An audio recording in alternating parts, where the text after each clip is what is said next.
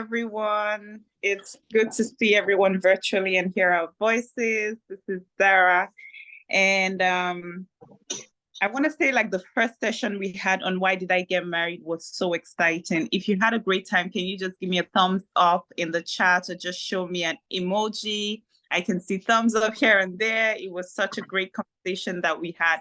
And today we're going to be going to part 2 of the conversations, which is why did I get married part 2. And so what I'm going to be doing in this session, pretty much just facilitating. I would crave our indulgence to engage and to answer questions, and we're just here to just learn together. Okay, so for our first question today, it is, which one do we think is better? And for these questions, you're going to tell us why you think that's the answer. So if A is your answer, you'd let us know to say, okay, these are the reasons why I feel like this is better. And if you think like B is your answer as well, you'd say these are the reasons why I feel like this is better.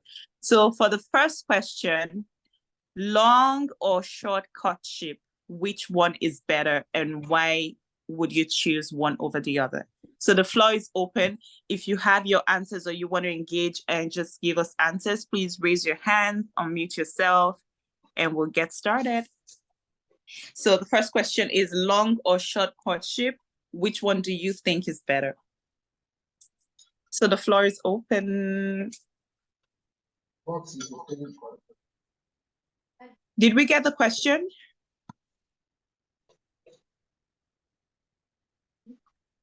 I just want to be sure that, okay, great. So can we have answers, please? Can I go? Yes, sis, go for it. In my opinion, I think short. Okay. Because you don't want to expose yourself to temptations. And I think that's the bottom line. You don't want to expose yourself. Excuse me.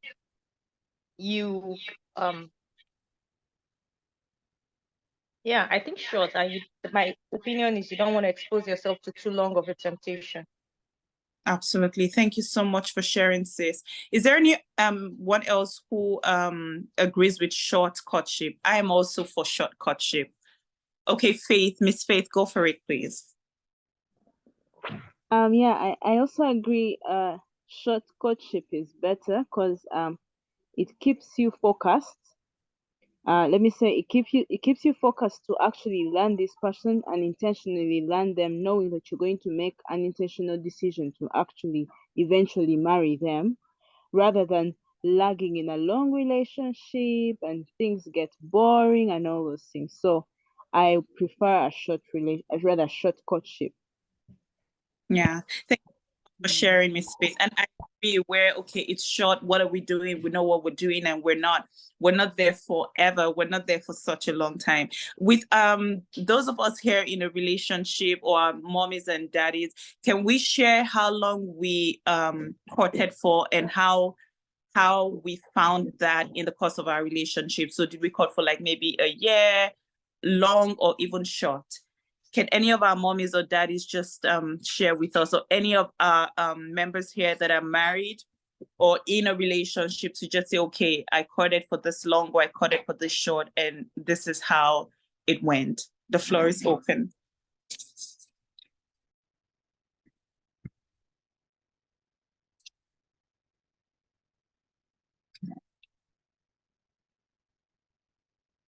Can any of our mommies or daddies, Miss Faith, is your hand up still? If your hand is up, to just, or it was from the previous, okay.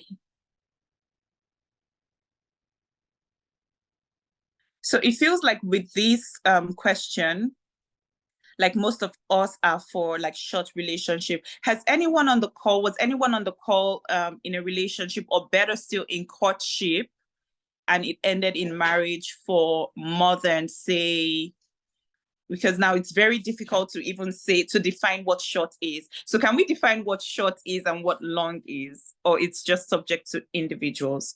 Would we say 2 years is long or short? Do we think 2 years is long or short? Okay, Miss Abiodun, go for it, and then would have Mommy Bolaji. Okay, I was gonna say, I feel like if we're going to define the short in terms of duration, we should, I mean, in my opinion, it would be 0 to 6 months / 1 year. Okay.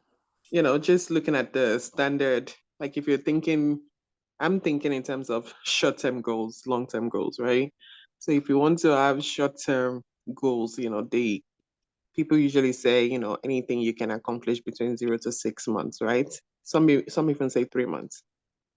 So I'm thinking in that aspect, you know, for relationships or courtship, like it would be 0 to, you know, max 1 year, and then anything longer than 1 year would be long courtship. Like, you know, that would be my own definition.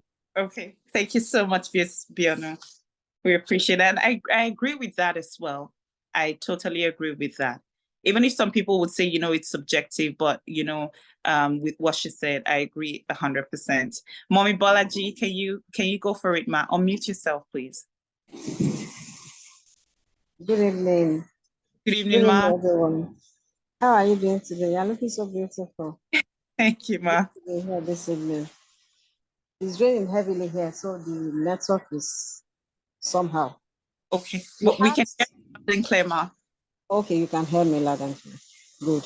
You asked how long was our courtship before marriage?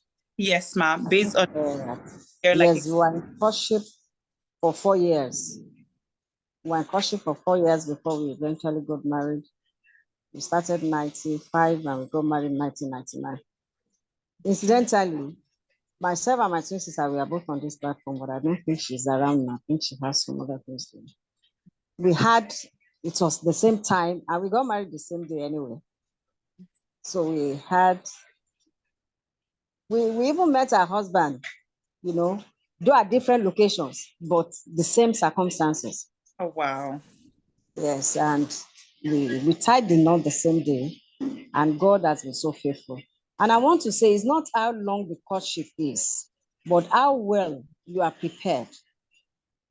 There's some courtship, people might be in courtship for 10 years, but marriage is quite different from courtship. It is when you enter marriage that you know, now this one is not clear. There's some courtship that are very short, but then the marriage is long-lasting and enjoyable. Meanwhile, there are some courtship, 10, 12 years of courtship, and they'll still have issues in marriage. So it's not about how long, but how well. It's only those that God has helped to prepare well. You know, some people enter marriage with some kind of mentality that when they now enter into the marriage, they now know that this is a different ballgame entirely. It's quite different from courtship. During courtship, you know, you can easily get away with some things and you overlook some things. But in marriage, reality setting. So you now know, I know this cat is different, but God has been so faithful. Absolutely. So it's there. Thank you so much. And one thing I took from Mommy Bolaji's, her experience, that it's not about how long, but it's about how well. And so let us not have that mindset of, oh, maybe I don't know this person, because again, with what Mom Bolaji just shared, sometimes you hear stories like online where some people would say, oh, they had courted for so long, yet that person would still be mean to them. That person would still not treat them like the way God would treat them. So ultimately, it's not about how long, it's about how well. And then one of the questions that we had that Dolapo asked was, a couple in the Bible that went for a blind date and would say like they got married, they raised children, they were doing amazingly well. So it's really not about how long, but it's about how well. Thank you so much, Mommy Bolaji, for sharing. Does anyone else want to share before we go to the next question? Please go for it. Thank you. Sisti, go for it, please. I have like a question. Yes. Is 3 months too short? Okay, we'll throw the question at the house. Yes, did you have a follow-up question to that, or that's just a question? No, because for me, I'm like 3 months is short because you want to know the person, right? Because it's also your decision. So can you know somebody in 3 months just like that, or 1 month, 2 months? I don't know.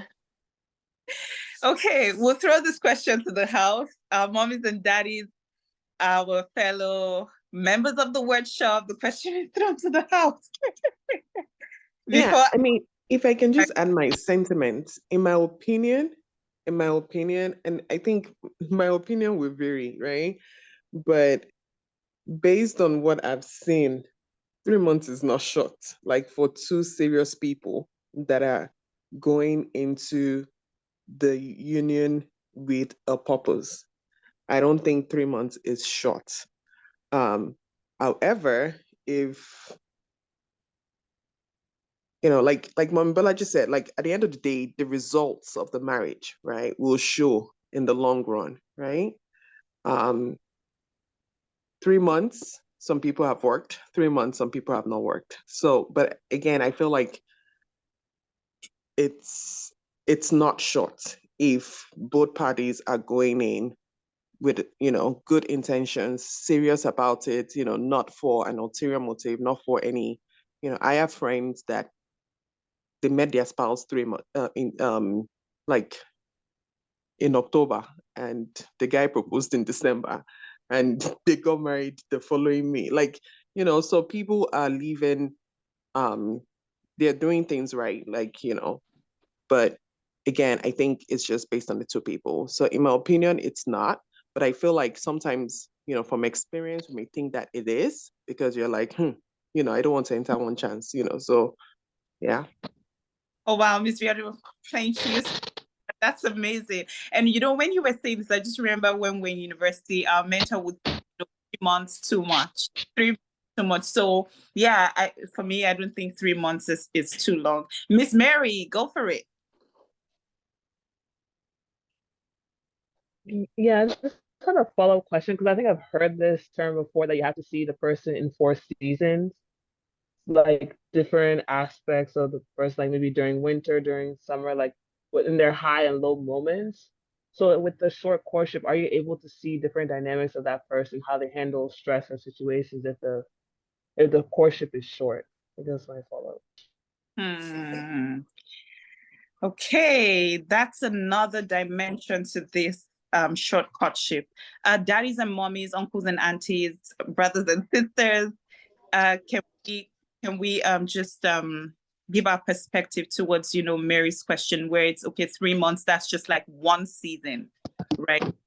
So how about like during winter months, during the fall, ups and downs, and not even like just weather, like maybe like how they look, right? Maybe during winter, people would tend to like be home and then maybe be bigger, and then during summer body and all, but just like, highs and lows as well. Miss Faith, go for it, please.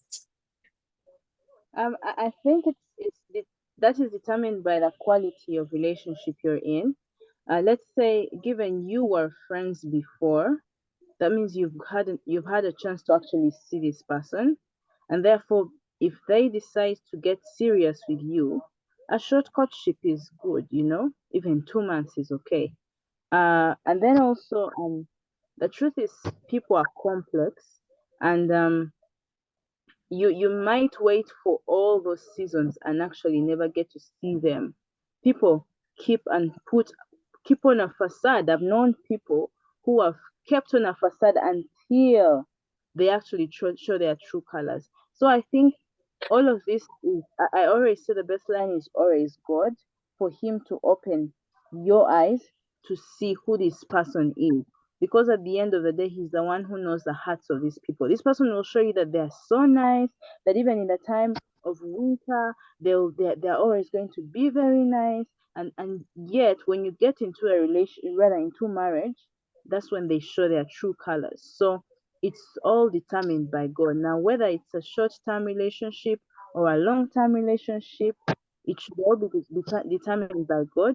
And also, like it was said earlier, the results actually show at the end of the whole courtship. So the ends determine the whole process. Oh, wow, Miss Faith, wow. That was amazing. That was amazing. I think like what I just took, the summary of what I took from Miss Faith's contribution was may God really open our eyes, because you know how the Bible would even say that the heart of man is desperately wicked, where people can be this at this season and can be that at that season, but really it's only God that can reveal to us who people truly are. So it's really not about maybe dating them for the full year to just see, okay, who are you during the fall, who are you during the winter.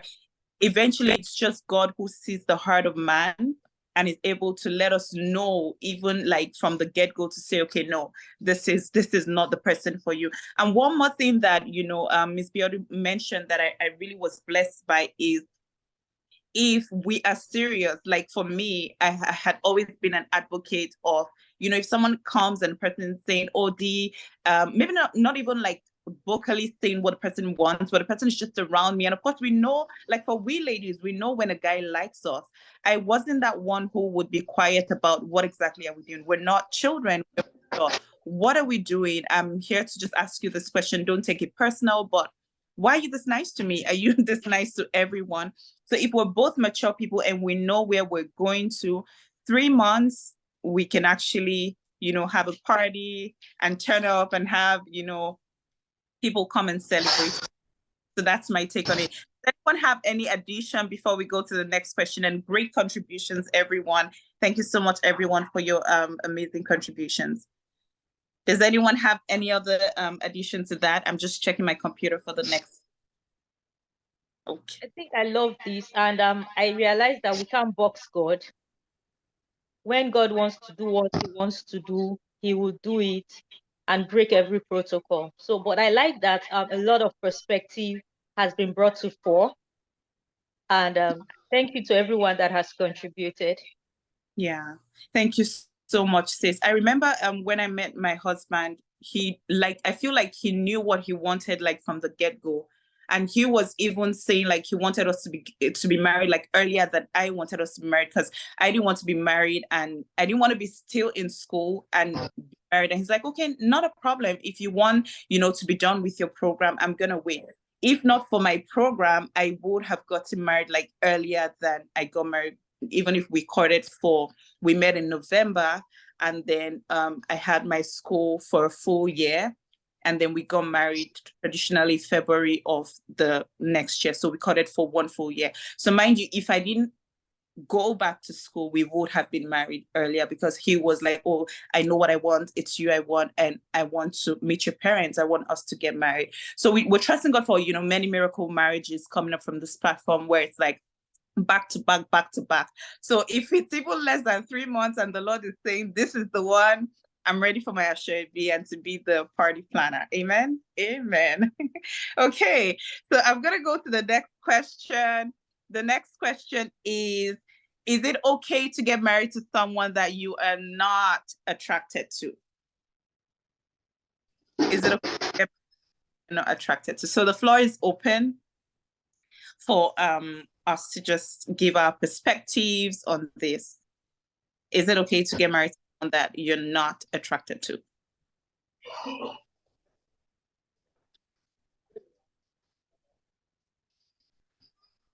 It feels like if things should drop in our rooms, I'm gonna hear it. Mommy Nika, did you want to answer the question, Ma?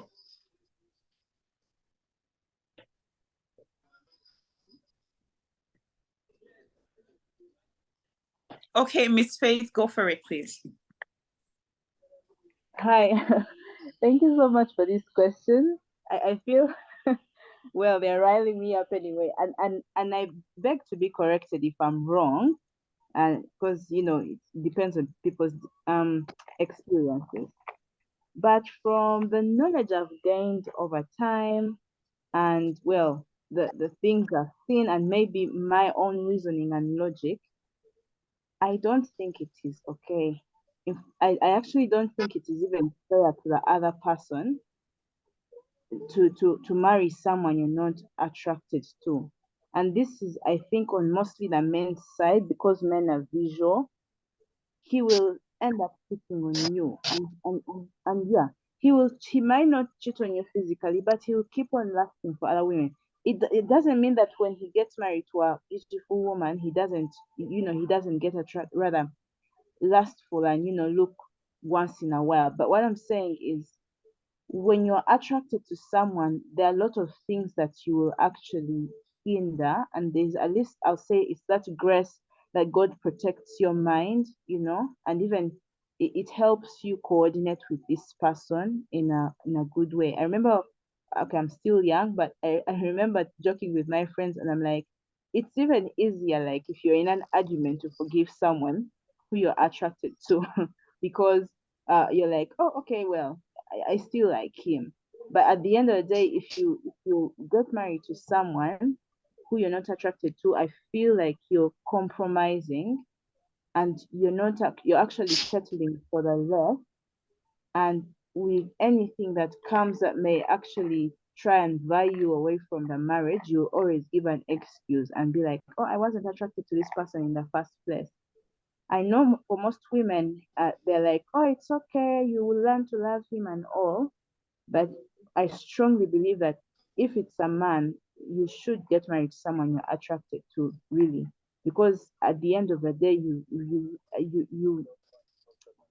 want to keep your relationship anyway.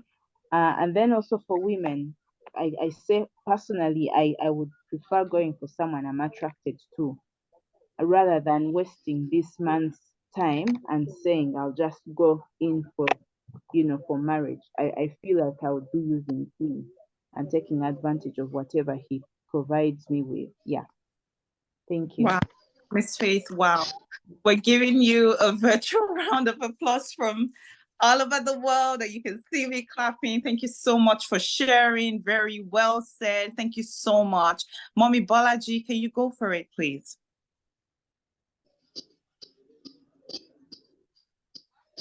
Mommy Bolaji, I think I saw your hands up. Okay, thank you for the opportunity to share. I don't think it's wise to be married to somebody you are not attracted to, because marriage is a lifetime thing.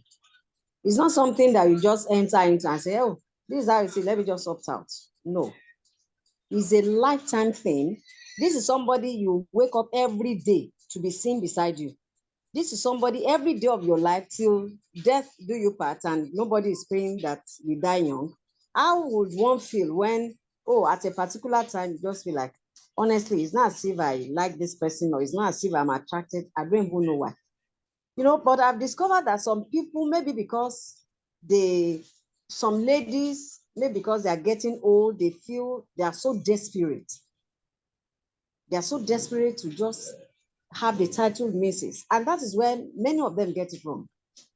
Because it's not a do or die thing. I believe that God has, for every man, for every woman God has created, he has created your own for you. It's just a matter of time before he links you up. But when we are desperate, that I'm getting old, I've seen a lot of that. That it's about my age. I'm already 28, and let me just you can at least with time will now, and that is where disaster strikes, because they are not attracted to nothing.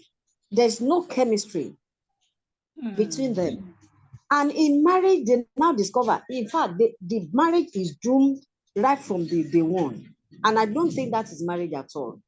When you are not happy in the marriage, when you are just, when you are just like neighbors, that there's nothing that is drawing them together.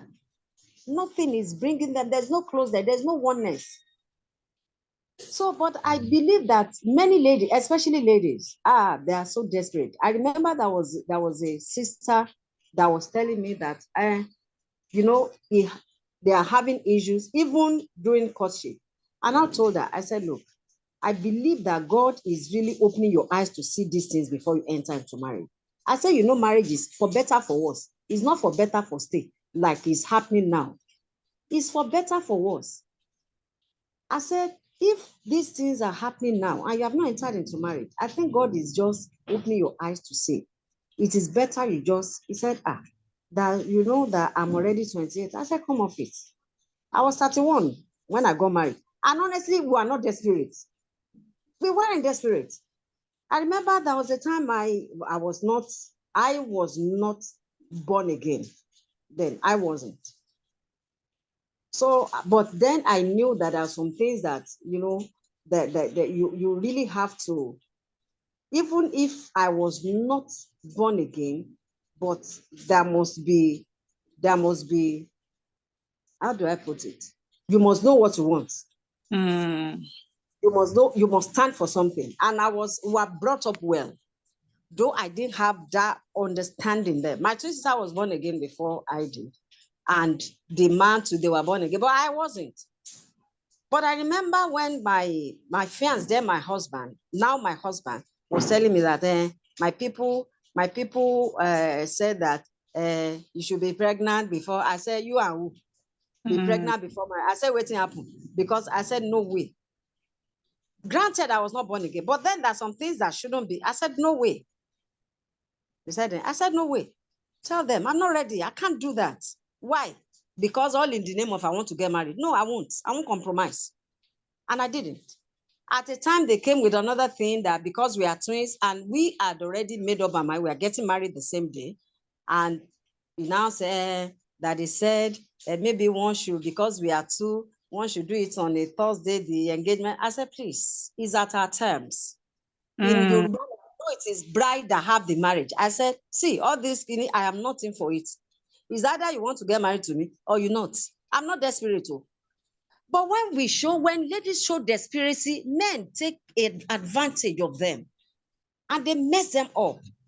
So I was telling that lady, I said, look, you are saying because you will soon be 28 I said, and so what? Is it not better to marry late than live miserably in marriage? I said, I would rather you wait but she felt that, and unfortunately, she entered into that marriage, and the story is so unpalatable. It's so unpalatable. So anytime they are talking about it, I said, no, she had it all coming. Because even in courtship, she had already seen the red lights. And somebody that I could talk to. So when the issues now happen, she cannot come back to tell me that this is what I'm facing. I just hear, and when I hear, the only thing I said, God will help you to just please be managing it. And that is how they'll keep on managing. But must we manage what we can actually live? Marriage is not to be endured, it's to be enjoyed. Fine, there'll be challenges in marriage. But when you are attracted to is it that people you are even attracted to that you don't get offended even in marriage? We do. But when we know that we are now one, and we see it that there'll be challenges, we will offend one another. But when there is so much love, you will not see it, and we easily get over it. But when there is one is not attracted to the other, any little thing like this, you will now start, after all, it's you that even you are, So I really believe that you don't get married to somebody that you're not attracted to. Thank you. Wow, deep truths, Ma. Wow. Thank you so much for sharing.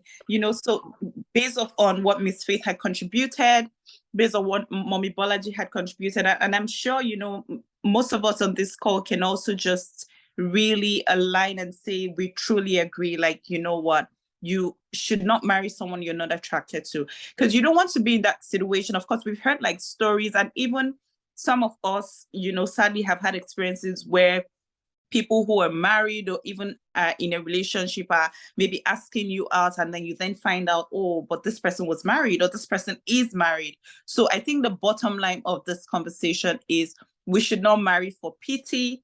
And if you're not attracted to that person, no, so that it's not a function of now being in the married. And that's where things like infidelity would come. Of course, we're not trying to say, justify any reason why people should be, should cheat on their spouses, but marry who you're attracted to. Some people would also say, like, initially they were not attracted to how maybe like the person was dressing. How do we manage that? Does anyone have like any contribution with regards to that? Because we hear like stories of, when I met the person, I didn't really like his combination. And funny enough, now they're doing amazing.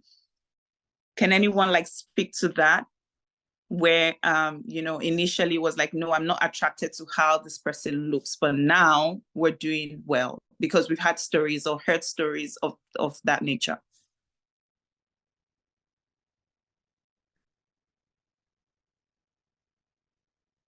Okay, I'm just gonna speak to that because recently, I think just yesterday, I was listening to you know, an interview, and this man was saying how before he got married, his dress sense was one that, you know, no lady would even want to, like, kind of, because his dress sense wasn't great. But then he and this lady started dating and then got married, and then this lady started to, like, you know, change his wardrobe. He started to look very good, and she now became like attracted to him.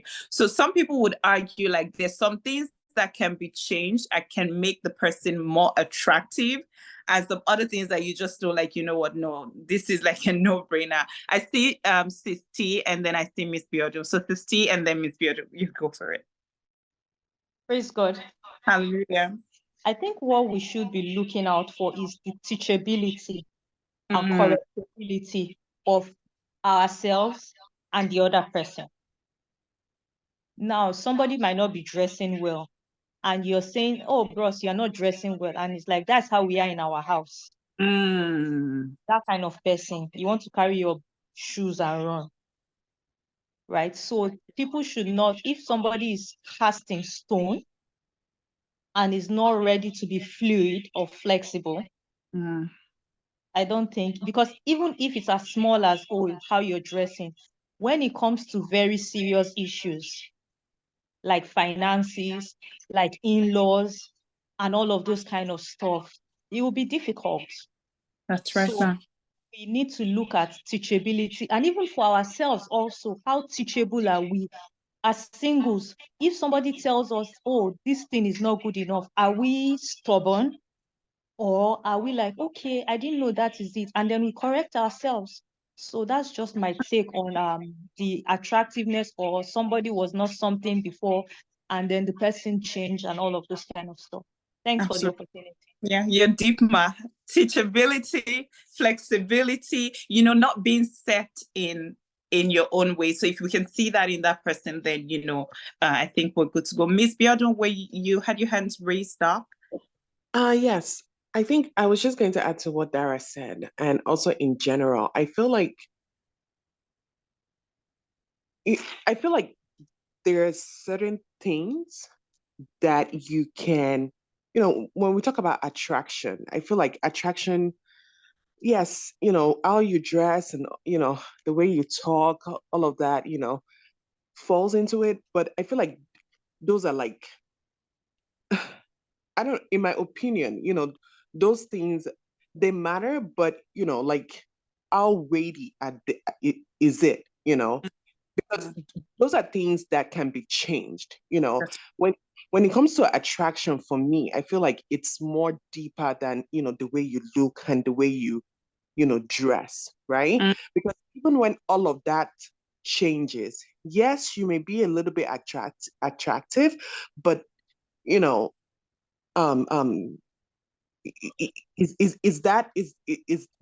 was that like the main thing of the unattraction? So I just wanted to point out that, you know, like there's certain things that can be changed that may like increase your level of attraction, you know, towards someone. But I think it goes deeper than the physical, you know, in my opinion. Um, you know, because there is emotional, there is, you know, like other things, you know, out of how, you know, brings your attraction towards someone, and not just the physical. I don't know if I'm making sense, but I just wanted to drive the point of, like, there are things that can be changed, right? But there are also some things that, you know, you know, like Dara said, like it's not just that, okay, this is how we are in your family, but it's deeper than that, right? Thank you so much, Miss Biodun. It was actually Sisti Tolu that, you know, gave that past contribution of, okay, that's how we are in our family, like, you know, just with regards to what you said. And I loved what you said, Miss Biodun, where you said that there are some things that don't really matter. There's some weightier things, and that's what we should be, you know, considering when we're talking about this. Miss Faith, did you have your hands up? And then I see Toby, and then we'll go back to Sisti. Miss Faith, did you have your hand up? You want to add to that? Yeah, I did, but the previous speaker actually said what I was going to say. Okay, Yeah. okay. Miss Toby, go for it. I think I was just going to similar to Faith. Bjorn said most of the things that I was going to say, and I was just going to add that my take on the attraction thing is that I think about it more like a what's it called now, signal, like while driving a car. Like when you signal to your right, the people behind you know that, okay, you're going to the right, but signaling to the right does not mean necessarily that you're going to get to your destination. You still have to enter like the location that you're going to. And I think that like character is what ultimately would become, would either sustain or that if you demolish that attraction, the more you get to know the person, because like all the physical attraction and all of this, like I think virtually all of us are above 18, and so you've seen a bit of life to know that like all these things change for different reasons. No matter your best intent, no matter one's best intent, just by like there are things that would make it like, or even you as a person could grow, and what we found interesting or attractive 15 months ago is not what is attractive to you today.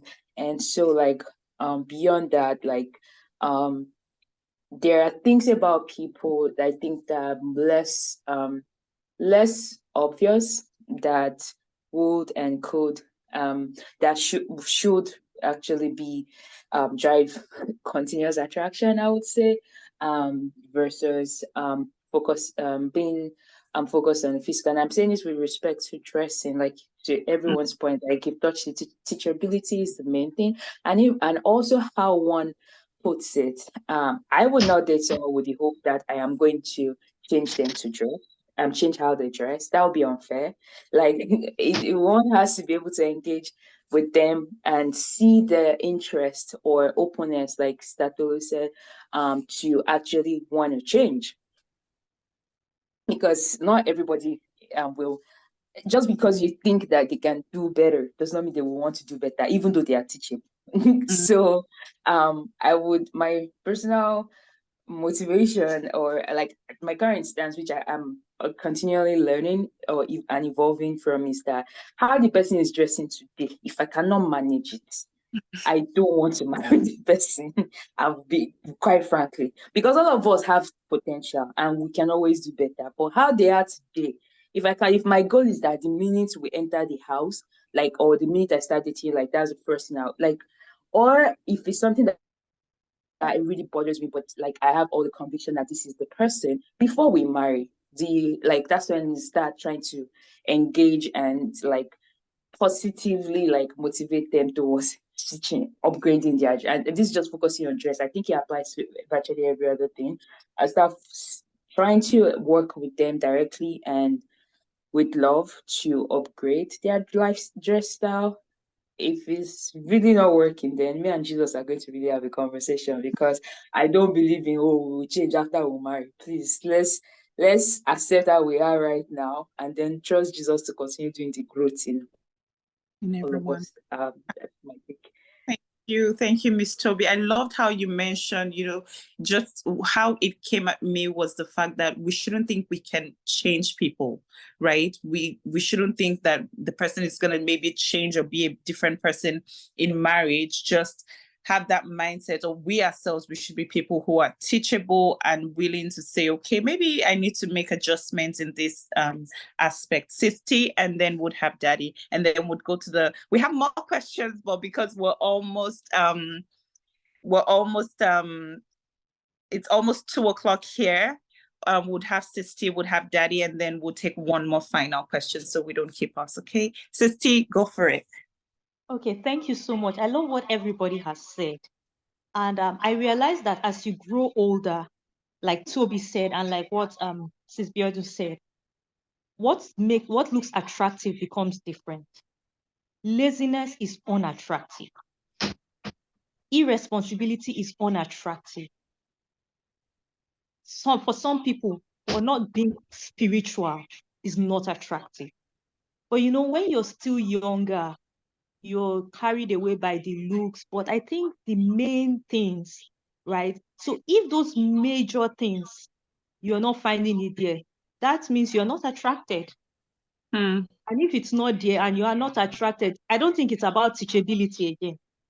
Like somebody that has always been lazy.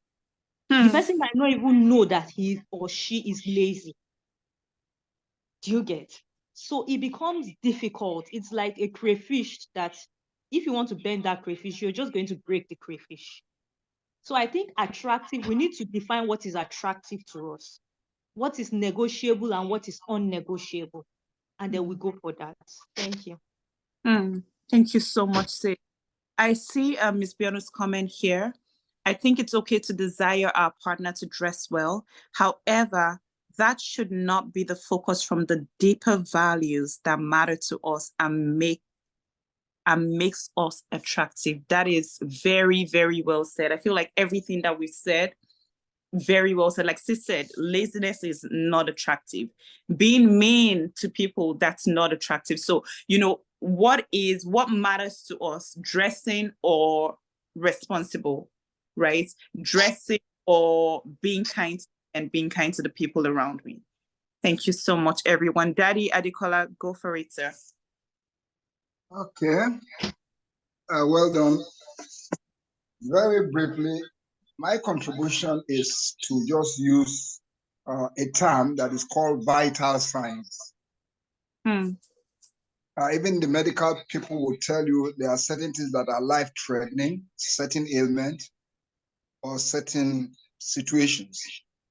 There are some, they may be ailments and may not be life-threatening. And frankly, any vital signs that is marriage-threatening, it has to be reviewed. And not allow oneself to run into any marriage-threatening decision.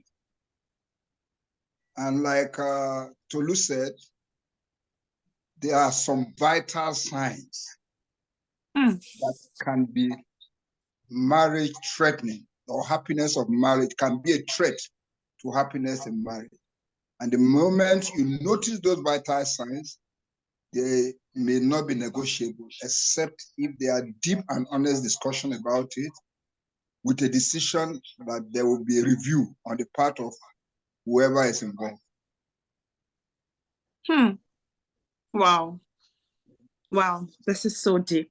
Daddy, thank you so much for sharing. I loved how Daddy said vital signs. I'm just going to share one experience I had, and we'll take a final question. We'll just have that final question, and that's it. So I remember there was this guy then in Nigeria who said, oh, he liked me. He wanted us to get married and he wanted us to go out for a date. So I'm like, oh yeah, sure. And he was doing very well for himself. He sent his driver to come to my parents' house to come get me. And I went to the restaurant. And then he was like, oh, do you want anything to eat? I can buy things for you. But I wasn't even interested in like anything to eat. So I just had we had conversations, and that was it. And when we're having conversations, like, oh, you know what? I want part of my company. I'm going to buy you a car. I'm going to do this. I'm going to do that. Of course, we're not moved by, material things that the guys want to give us. God can even bless us ourselves to be a blessing to ourselves. But here is the thing. Towards the end of the conversation, when we're about to go, he called his driver and he said to his driver, he's like, oh, do you want anything to eat here? And the driver excitedly said, oh, yes, I want this. I want that. The driver was, already like trying to tell him what he wanted to have in that restaurant. And you won't believe what this guy who said he, wanted to get married to me, he pushed his remnant towards his driver and said to his driver to eat that. I didn't need any profit. I didn't even need to go to my parents to say, okay, this is a potential suitor. You already know that one, he will treat you nicely for the meantime, but he would not treat you nicely. So for me, that was like no, because eventually how he treats other people would reflect on how he would treat you in the future, or even how she, on the flip side, would treat you in the future. So that's just, while we're just having this conversation, I just remembered that, like, okay, yes, this person can be great and can be nice to you, but how does the person treat other people? What do people have to say about them when they're not there? Daddy, do you have anything to add before we go to the final question?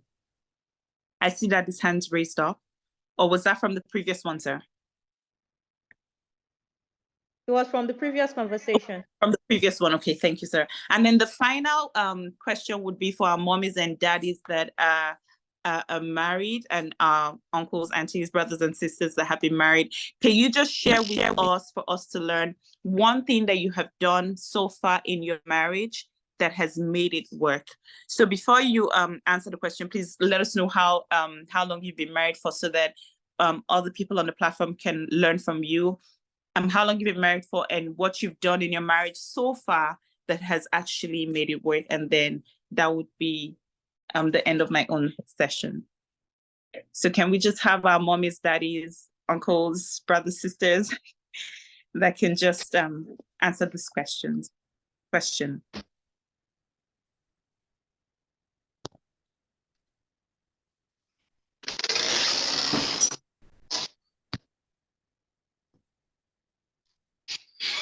Final question for the day. What you have to find the marriage? Well, let you go for it, Ma.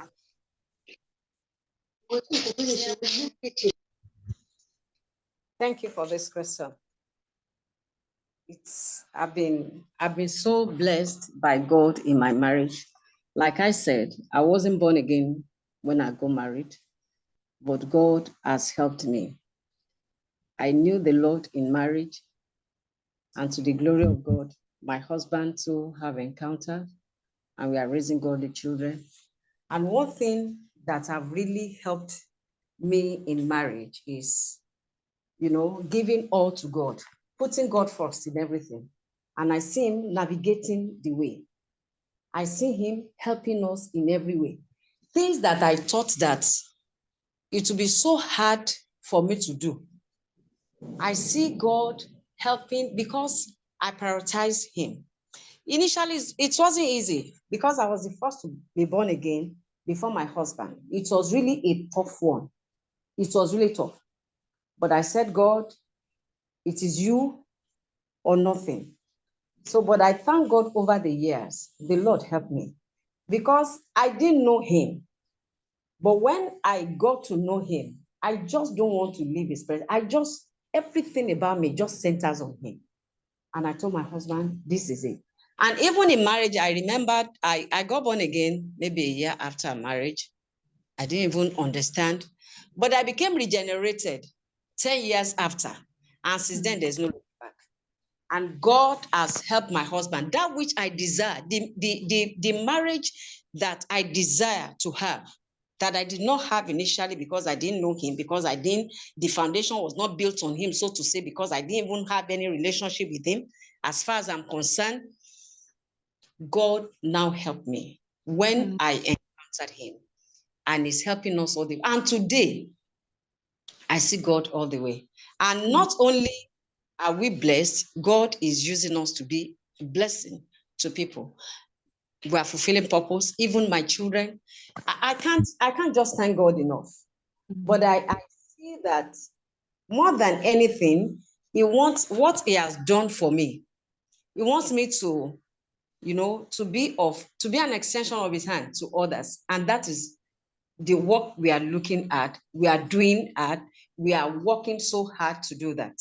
My husband is a lawyer, and for marriage is really helping people out there.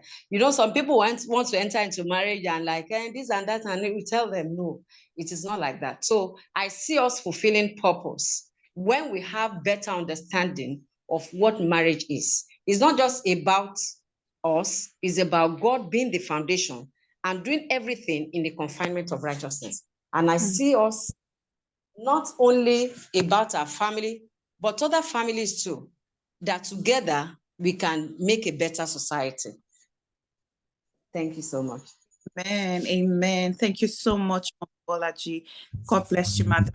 So that was such a blessing to me. And of course, I believe such a blessing to everyone here as well.